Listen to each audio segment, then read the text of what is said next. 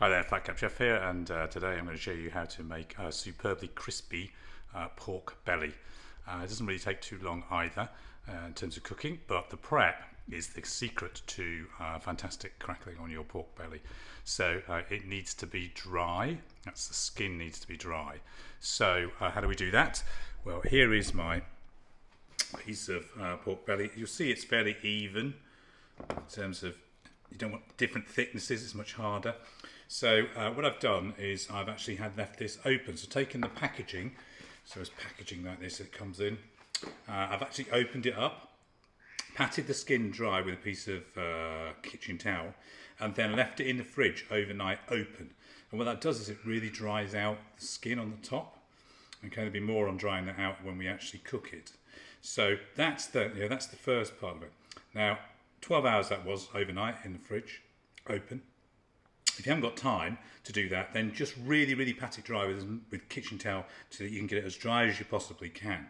Now, I'm actually going to marinate this. I'm going to do mine with some fennel and salt, which will be great. I'll show you how to do that in a second. You could use Chinese 5-spice and Chinese wine vinegar. I'm actually going to marinate it for about 4 hours. You can marinate it for as long as you like. So I'm going to marinate it in the fridge for about 4 hours, and then we're going to cook it. So before we do that, what I've now got here is, this is the real secret to this crispy skin. It's all dry. I know I've got here, this is actually something you would use, corn on the cob, goes in each end. What I want to do is I want to prick lots of tiny holes into the skin. And the idea is to prick the skin, not break through into the fat and the meat, because if you do that, then that will bubble up and it'll all get wet, and your whole dry approach will have been lost. So I find it easier when I'm doing this to sort of do it in lines, then I know where I am. Otherwise, you miss bits of it. But for this purpose, I'll show you. So literally, I'm just going to take this. You could use a skewer. You could use things lying around the house, maybe a compass. The compass point. It just needs to be sharp and thin. And then literally push it in, right? Now what you find is when you do that, it pushes down. If you take 2 fingers and stretch it like this, then that creates much greater tension. It's much easier. And you're literally going to put lots and lots and lots of little pinpricks into the skin. Okay? And with that, you'll be clear why I'm doing that later. So that's what we do. Do that all over. Okay? Then I'm going to do my marinade. So I'm going to put this over here. I've got fennel seeds. How much am I putting in? I'm going to put in 1, 2, roughly 3 teaspoons of fennel seeds. Some ground black pepper, so about a teaspoon of ground black pepper or any other black pepper you might have to give it a bit of a kick. I'm not going to put too much salt in because there's going to be salt on the skin, so just a nice grind of salt. Then some olive oil to bring it together. So I'm going to put, what's that, 1, 2, 3, 4, about 4 teaspoons of olive oil. And then we'll grind this together. We'll break down the fennel. The rotating motion breaks it down really well. So we get like a little paste.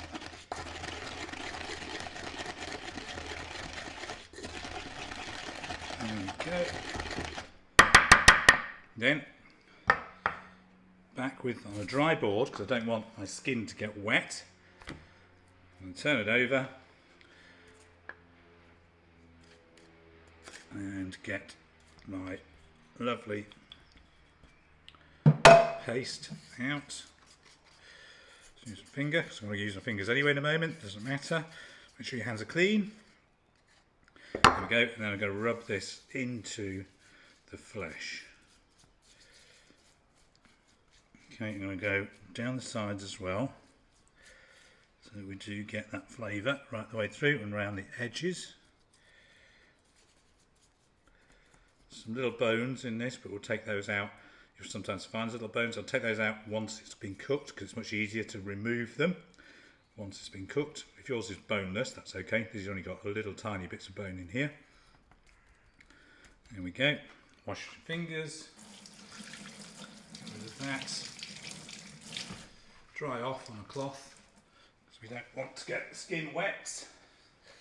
Then it's back to my plate and plonk. There we go. Move it up.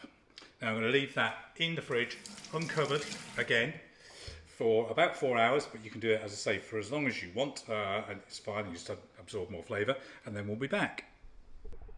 Okay, so it's now been marinating for about 4 hours. I've got some foil in a oven dish. I'm going to take my pork belly, I'm going to pop it in. Okay, just going to get that off my fingers. Kitchen towel, just going to dab that, make sure it's definitely dry. Now I'm going to fold this in.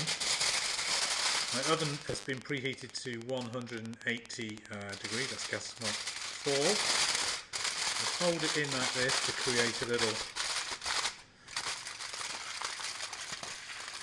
fairly tight up parcel. I'll add some water, about 150 ml of water, just so it doesn't get too dry when we're cooking it. I'll fold this over again. Now what I want to make sure is that once I've folded this up and created my little parcel, it's reasonably firmly up against the edge, because I'm going to put salt on top, and I don't really want it slipping down the sides and making it really salty on the meat side. So there we are. As you can see, it's tightly packed in. Now I've got rock salt here, and I'm going to put, so it's about half a packet of rock salt. You see it's going to fall down the side if you're not careful. Effectively we're going to salt bake this. It's again just about drying out the skin whilst it's in the oven. So I'm going to get it up against the edges, making sure that it doesn't all fall down and start to give us that really salty meat. A good layer across all of it. Tighten that up. And this will just help again to dry out this skin. It's all about drying out the skin to get it so we get it really crispy when it comes to the final cooking. So there we go. Got my layer on top. I'm going to put this in the oven for 1 hour. Okay, so it's going in for 1 hour. There we go, let's have a look. You can see there that it's actually got a good covering of rock salt. 1 hour, and then we'll be back. Okay, so it's now been in for an hour, and it's puffed up obviously because the meat's going to do that. I'm now going to take off the salt crust. I'm going to do this over the sink, so just give me a second.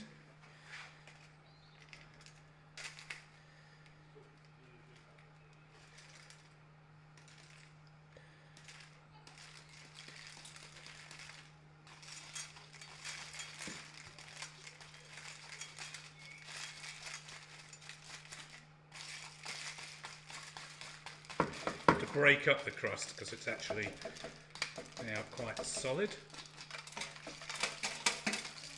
Hear it going into my sink probably here.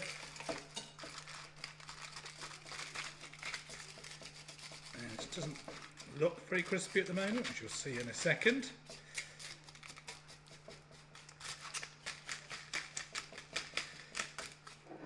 There we go. So it looks pretty crackly at the moment. That's going to change. So I'm now going to take it and put it into a new piece of foil. Get through that any salt. There we go.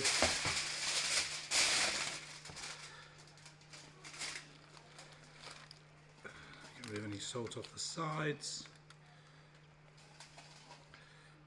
Good. Let's move that out of the way. So now, here we are. And what I'm going to do is now put this under a hot grill. So it's a broiler if you're in America, I think. So I put it up to about 220.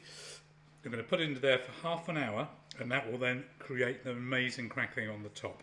So I will put it under there now. You need to keep it about 10 to 20 centimetres or 15 to 20 centimetres away from the top.